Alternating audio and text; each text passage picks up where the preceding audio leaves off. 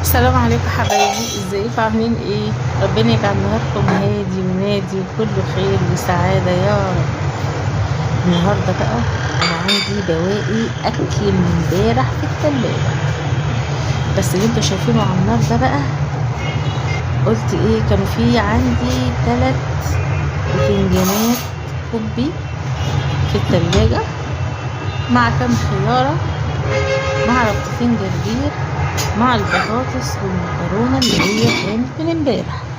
فقلت يا ريت ايه، هما طبعا انا هطلع لهم البطاطس والمكرونه هيتقمصوا، طب ما تقطعي يا ريت ال3 بتنجانات دول وتعمليهم بالخل والثوم، او يلاقوا حاجه جديده على الاكل، فمحدش بقى يتقمص ويتعوج ويتكلم يقعدوا يقولوا انت مأكلنا اكل بايت واحنا صايمين.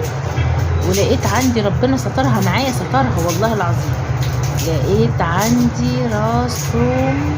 يعني انا لسه عايزه اشتري توم، بدور لقيت راس توم، قلت الحمد لله، لسه هلبس بقى وانزل اشتري توم.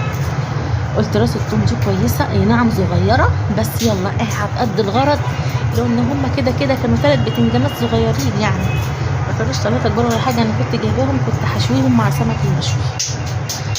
بس والله استنى، نسيت اقول لكم، وعندي برضو سمكية مشوية فاضلة، هطلعها برضو احطها لهم على الفطار. انا هخليهم يصحوا من النوم يتفاجئوا، عشان هم كلهم نايمين ومتوقعين ايه بقى، ان هم هيقوموا يلاقوا ايه، يلاقوا مثلا محشي، يلاقوا بسلة، يلاقوا اي تاريخ تاني.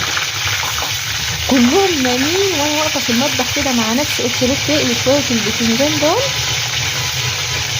وظبطي الدنيا على بال ما هم يصحوا على صلاة المغرب يتفاجئوا.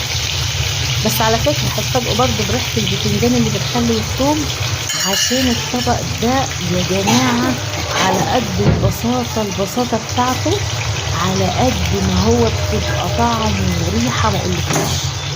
والله العظيم اللي هتشوفه وتقوم تعمله كده هتعمله وتاكل وتدعيلي دعوة.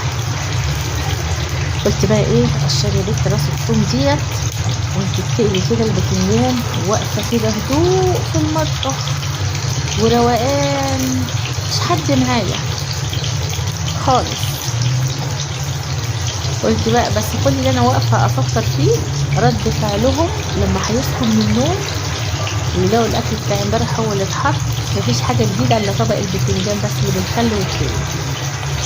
وقاعده بقول يا رب يا رب يا رب، ربنا يستر، ربنا يستر وما يتقمصوش. اصل علمكم انا الاكل بالنسبه لي لو بايت يوم او 2 بالنسبه لي عادي، بس العيال الصغيره بتحس ان هم ايه، بيتقمصوا، بيتعوجوا، مش عاجبهم، يقعدوا يقولوا لا، يعني اقول لكم ايه، يلا عيال اخر الزمان زي ما بيقولوا. قلت بقى ايه، والله عارفين انا كنت عاوزه اقول لكم على حاجه كده حصلت معايا، بس ايه بعدين. بصوا ادي راس الثوم اهي، بس طبعا ايه انا هروح ادقها على الترابيزه عشان مش هعرف ادق على الرخامه بتاعت الحوض عشان تنكسر، مش قادره اقول لكم. قلت بنت على بال ما البتنجان يتقلى دقي كده راس الثوم دي، وجنب البتنجان اهوت.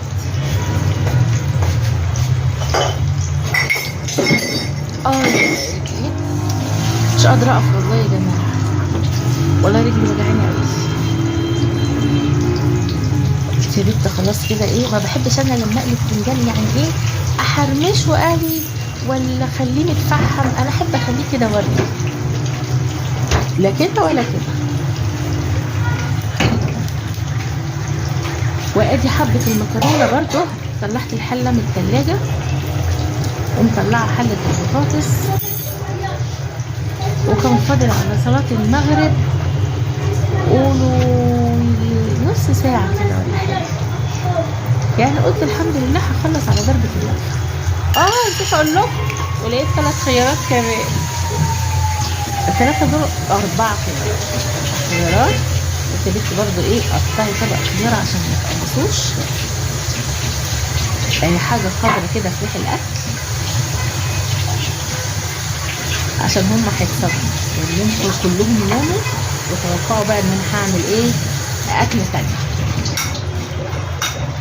قلت قطعي طبق الخيار ده عشان كان خلاص المغرب خلاص قرب، وانا ايه بحمر البتنجان. صدق كنت عايزه اكلمكم على حاجه كده وانا بحمر البتنجان، بس مش عارفه ليه بقيت اليومين دول بنسى كتير، بنسى يعني. بص هحط بقى ايه حبه البتنجان التانيين،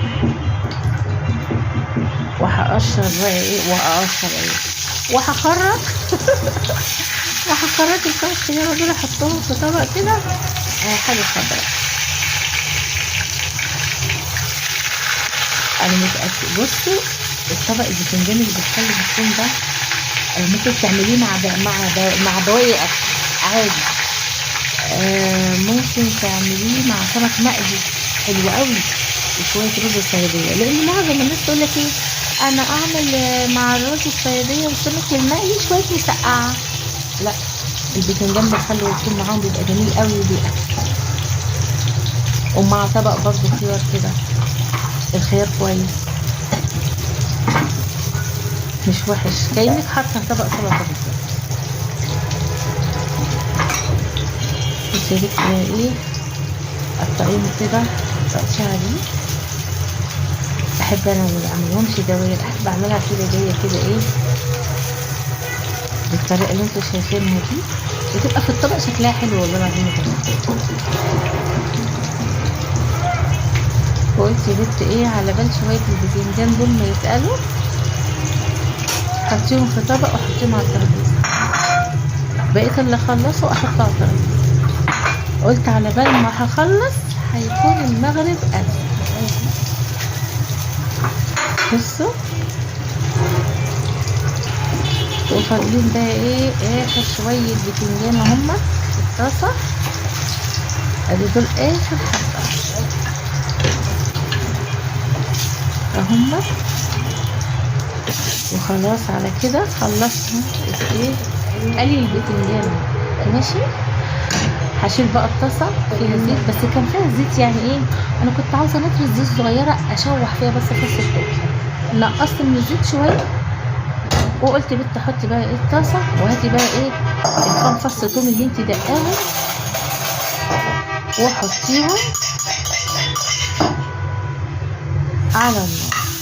بس ايه يا جماعه الثوم ما بياخدش حاجه على النار، وادي معلقه الخل. لا وعشان انا كمان متخنه وعاوزه اخلص بسرعه، بصوا الثوم كان هيتحرق مني والله، انا شلته من النار عشان انا ازازه الخل بصوا فتحه مش عاوزه تنزل، اتخنقت والله العظيم مش عاوزه تنزل خالص، مش عارفه في ايه. قلت يا بنت ايه مكان ما انا دق الثوم انزل شويه الخل دول واجي ايه اهمت احط بقى ايه الطاسه واحط شويه الخل اهمت دقيقتين، دقيقتين على النار، دقيقتين بالظبط يا دوبك كده اهمت اديها تقلبتين كده اهو. وهاجي بقى ايه جايبه بقى طبق البتنجان، طفي العين البوتاجاز الاول وادي بقى طبق البتنجان اهو. شوفوا ما اقولكوش بقى على الريحه بتاعه الخل والثوم، يا لهوي يا لهوي يا لهوي على الريحه، انتوا شايفين دخان، انا بقى اللي شامه الريحه. بصوا بس منظره عامل ازاي والله العظيم يتاكل حاف. شايفين الحلاوه اهو. احط بقى ايه جنب طبق الخيار كده على الترابيزه، وهاجي جايبه شويه البطاطس اللي من امبارح اهمت، وهاجي بقى ايه مولعه عليهم مع حبه المكرونه اهو. اهم يسخنوا برضه، عشان كده كان خلاص كان فاضل على صلاة المغرب مفيش، فاضل دقايق. وهشيل بقى الخل ده ملوش 3 لازمة عشان ما بحبش الكركبة جنبي. ادي بقى ايه الحوض اتملى مواعين جدا. مش عارفة انا الحوض عندي ما بيفضاش من المواعين، ما بيفضاش. بس انا قلت خلاص بقى المغرب هتأذن بقى ايه اغرف، لانه كان خلاص يعني وانا يعني انا هغرف وهو كان خلاص والله العظيم دقيقة وخلاص الأداء. قلت بنتي ايه فيني، تعالوا بقى اوريكم انا بصيتها ازاي الترابيزه قبل ما هما بقى ايه يصحوا من النوم يدفنوا. ادي البطاطس، وادي السمكات برضو كانت عندي في التلاجة من امبارح، وادي طبق الخيار وحبة الجرجير، وده بقى ايه الباذنجان اللي بالخل والثوم. تحفة تحفة تحفة، مش هقولكوش على الريحة والجمال. بصوا بقى ده كان فطارنا النهارده، متنسوش في اللايك. يلا سلام.